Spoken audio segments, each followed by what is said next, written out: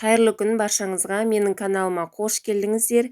Біз бүгін қысқа сақтайтын мохито жасайтын боламыз. Өте дәмді сусындардың бірі. Видеоның соңына дейін көріп, менің каналыма тіркеліп, лайк басып кетіңіздер. Ең алдымен біз керек жемістеріміздің барлығын осылай дайындап аламыз, жуып, әдемілеп. Мен алма, алмұрт, қара өрік, лимон және мятадан жасайын деп жатырмын. Лимонды әдемілеп сырты қатты жемістерді міндетті түрде ас содасымен ысқылап, жақсылап жуып алыңыз. Жемістерді сақтау үшін сыртына әртүрлі нәрселер жағып қояды, білеміз иә, соны әдемілеп ас содасымен жуып аламыз.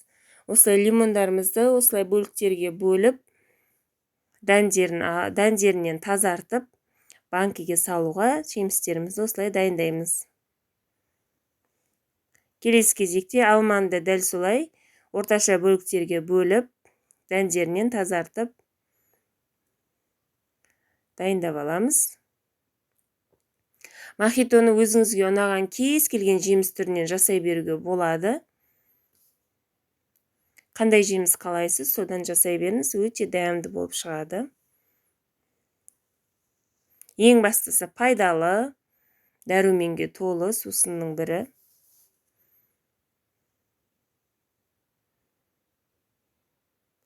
Екі литрлік банкіге дайындаймын. Мен 2 литрлік банкіге шамамен 1,5-2 алмадай кетеді. Келесі кезекте алмұртты да дәл солай бөліктерге бөліп, дәндерінен тазартамыз.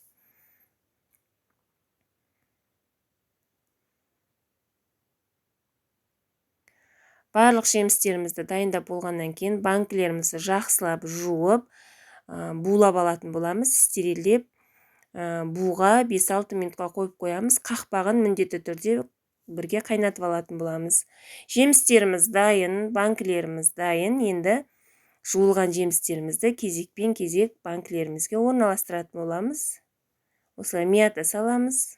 Мохито болған соң мята міндетті түрде болу керек.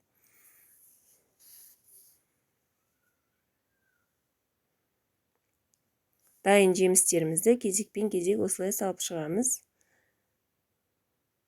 Екі түрлі мохито жасап жатырмын. Біреуіне қара өрік салып, біреуіне қара өрік салмай. Сол кезде екі түсті мохито дайын болады. Біреуі қызғылттау болады, біреуі ақшыл түсті мохито болады.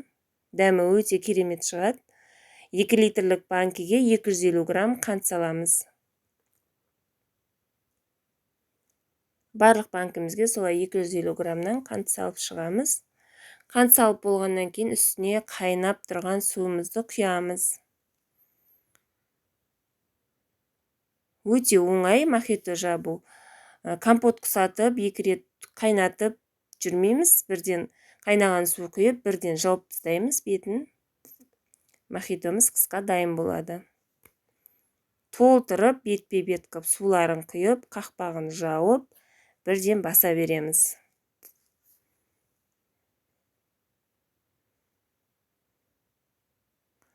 Жақсылап аузын жабатын боламыз банкілеріміздің.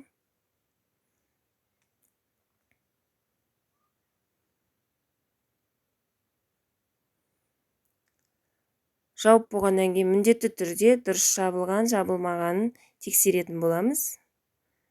Ешқандай су ағып тұрған жоқ. Және осылай шайқап, қанты ерігенше шайқаймыз.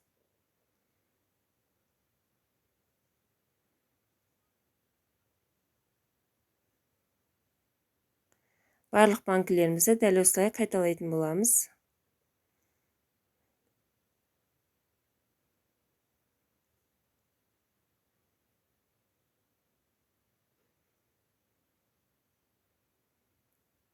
Ауыздарын жақсылап жауып, қанты ерігеннен кейін банкілерімізді төңкеріп, жылы орамалмен жауып қоямыз бір тәулікке.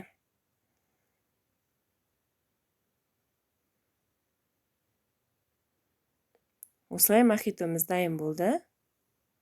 Осылай 2 түсті мохито жасадым.